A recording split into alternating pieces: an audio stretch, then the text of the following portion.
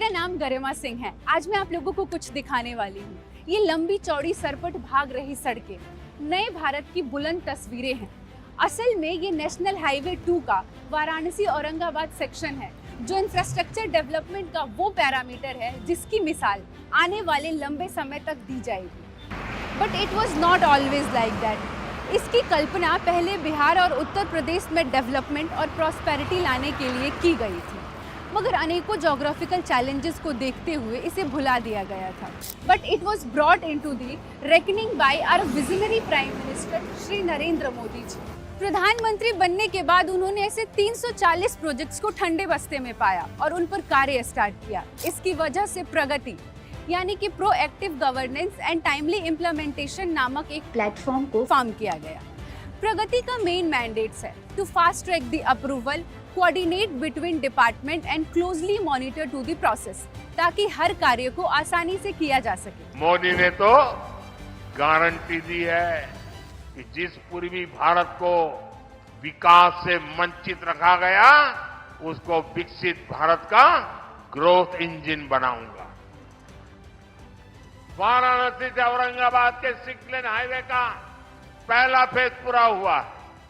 आने वाले 5 वर्ष में ये पूरा होगा तो यूपी और बिहार को बहुत फायदा होगा। ये वाराणसी और औरंगाबाद जो हाईवे है, हमारे गाड़ियों के लिए आने जाने के लिए हमारे जो समय पहले लगते थे कम से कम 5-6 घंटा 7 घंटा, गाड़ियां खराब हो जाती थी, बसें खराब हो जाती थी, वो अब लगभग 2.5 घंटे 3 घंटे में आदमी अप डाउन, मतलब सुबह गया शाम आ गया। औरंगाबाद, वाराणसी टू औरंगाबाद। प्रगति के सक्सेस के बारे में सिर्फ हम नहीं, ऑक्सफोर्ड यूनिवर्सिटी ने भी अपनी एक report from gridlock to growth, how leadership enables India's Pragati ecosystem to power progress में बताया है कि कैसे भारत के कैपेबल और विजनरी लीडरशिप ने इंफ्रास्ट्रक्चर डेवलपमेंट के माध्यम से विकास को एक नए लेवल तक पहुंचा दिया है।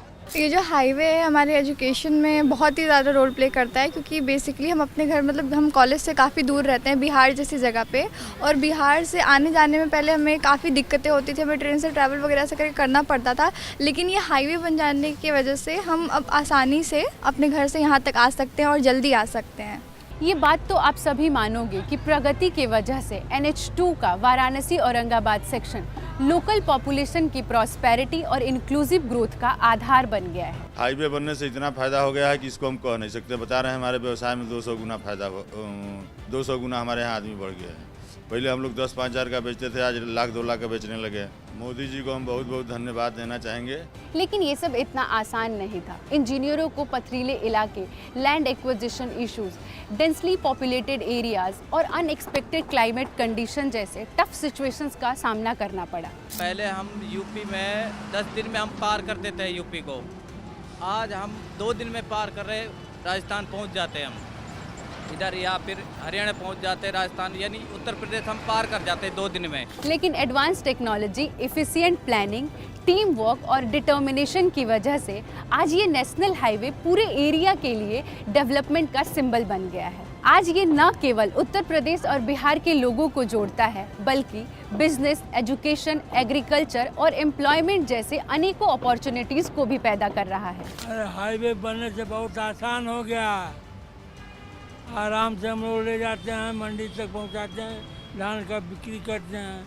ये मोदी जी का महान कृपा है। दोस्तों, ये हाईवे नए भारत के ग्रोथ इंजन्स हैं, जो 2047 तक भारत को एक विकसित भारत बनाने के प्रयासों को गति दे रहा है। ये हाईवे एक समर्पित, कैपेबल और विजनरी लीडरशिप का परिणाम है, जो भारत को विश्व गुरु बनाने के लिए पूरी तरह से डेडिकेटेड है। आज के लिए सिर्फ इतना ही। I hope to see many more marbles in future. Till then take care, bye bye.